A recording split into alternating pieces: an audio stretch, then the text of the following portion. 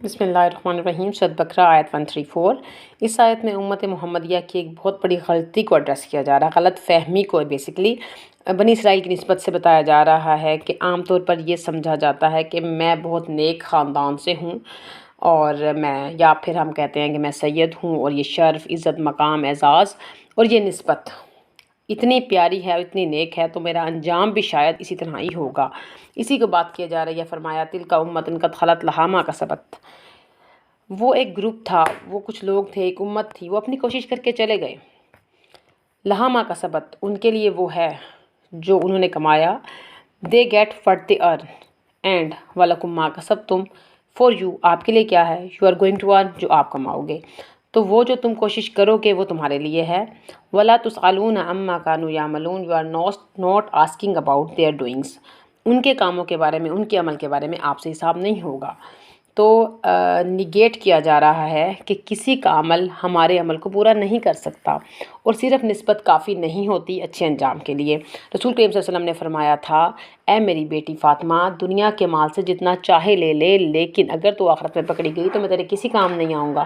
صرف حضرت فاطمہ سے نہیں، بلکہ انہوں نے اپنی پھوپھی سے کہا، اے پھوپھی صفیہ، اسی طرح سے حضرت اپنے چچا سے کہا، اے چچا عباس، دنیا کے مال سے چاہے جتنا مرضی لے لو، قیامت کے دن اگر تم پکڑے گئے تو میں تمہارے کسی کام نہیں آؤں گا۔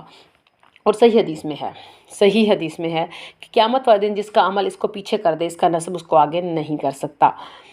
دنیا میں ہم یہ سمجھتے ہیں کہ ہمارے بچوں کے پاس مال کم ہے تو انہیں اپنا حصہ ہم دے دیتے ہیں، مگر آخرت کا معاملہ اس سے بالکل الگ ہے۔ ان کے اعمال تمہیں کوئی فائدہ نہیں پہنچا سکتے۔ قرآن پاک میں آیا، لا تزر وزرۃ وزر اخری، کوئی بوجھ اٹھانے والا کسی کا بوجھ نہیں اٹھائے گا۔ اور حدیث میں آیا ہے کہ جب انسان فوت ہو جاتا ہے تو اس کے ساتھ 3 چیزیں جاتی ہیں، اس کا اہل، اس کا مال اور اس کا عمل۔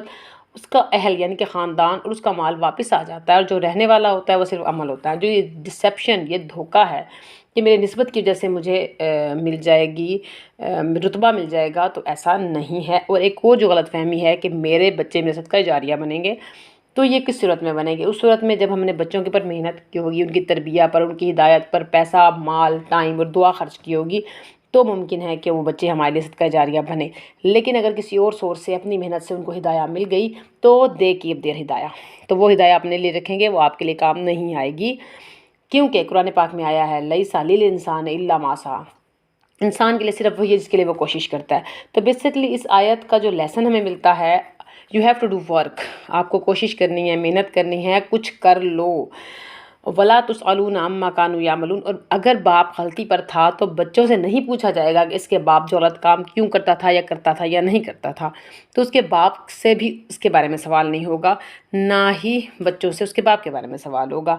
تو گریٹ ورک جو ہم نے کرنا ہے، تو ریکال فور تربیت کرنی ہے ہم نے، اور تربیہ پرپز کے حساب سے دیکھنا ہے۔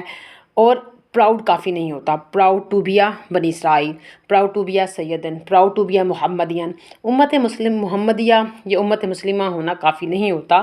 You have to do your task, یہی بات فرمائی گئی۔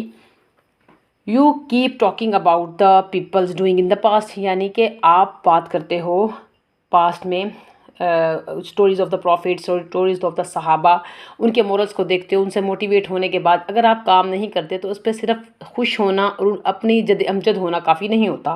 Not talking about the stories but to learn purpose, اپنے مقصد کو سمجھنے کے لیے اسٹوریز کو دہرایا جاتا ہے، ان کی غلطیوں کو ریکال کرنے کے لیے، مگر آپ کو اپنا کام کرنا ہوتا ہے۔ Muslim should not be like بنی اسرائیل، مسلمانوں کو بنی اسرائیل کی طرح نہیں بنتا، کیونکہ مسلمان کون ہیں؟ کنتم خیر امۃ، تم تو وہ بہترین امت ہو جو لوگوں کے لیے نکالی گئی ہو۔ لکس ایٹ دا بنی اسرائیل، دے ور لوزرز، وہ اپنے آپ کو پیغمبروں کی اولاد سمجھتے تھے، تو وہ تو کتنے زیادہ ان کے پاس لیولز تھے، ان کے چچا بھی نبی، ان کے دادا بھی نبی، ان کا بابا بھی نبی، اور ان کے بھائی بھی نبی، تو وہ اتنے زیادہ بلیسڈ تھے، اس کے باوجود ان کا انجام ایسا ہوا، تو آپ کو اتنا انجام کیسے مل سکتا ہے؟ You have to take responsibility for your doings, آپ کو اپنے عمل کے بارے میں ذمہ دار ہونا پڑے گا۔ ہاں، نسبت پریویلیج ہے، آپ کو پریویلیج ملا ہے، but it's not for the honour, صرف یہ عزت کے لیے نہیں ہے۔ Not forget about your task, اپنے کام کو کبھی مت بھولیے۔ Should not take it for granted, اس کو فار گرانٹیڈ کے طور پر نہیں لیے، بلکہ رسپانسبلٹی کے طور پر لیں۔ You have to learn from حضرت یعقوب علیہ السلام، بما ما کسبت، دے ارن دے کیپ، ولکم ما کسبتم یو گیٹ، یعنی کہ you earn you keep, you have a legacy and you don't have changing for your behaviour. آپ کے پاس ایک فور گرانٹیڈ ایک پریویلیج ہے بٹ آپ اپنا بیہیویئر چینج نہیں کرتے. It's not enough for you. اگر آپ ایکشن نہیں لیتے، don't take action, then it's not enough for you. صرف پراؤڈ ٹو بی بنی اسرائیل ہونے فائدہ نہیں دے گا، پراؤڈ ٹو بی محمدین ہونا فائدہ نہیں دے گا. تو اس آیت کا مطلب ہے you have to do your work, you have to do اما کانوا یعملون. آپ کو اپنا عمل کرنا ہے، آپ کسی اور کے عمل کے روادار نہیں. وما علینا الا البلاغ المبین. السلام علیکم ورحمۃ اللہ وبرکاتہ.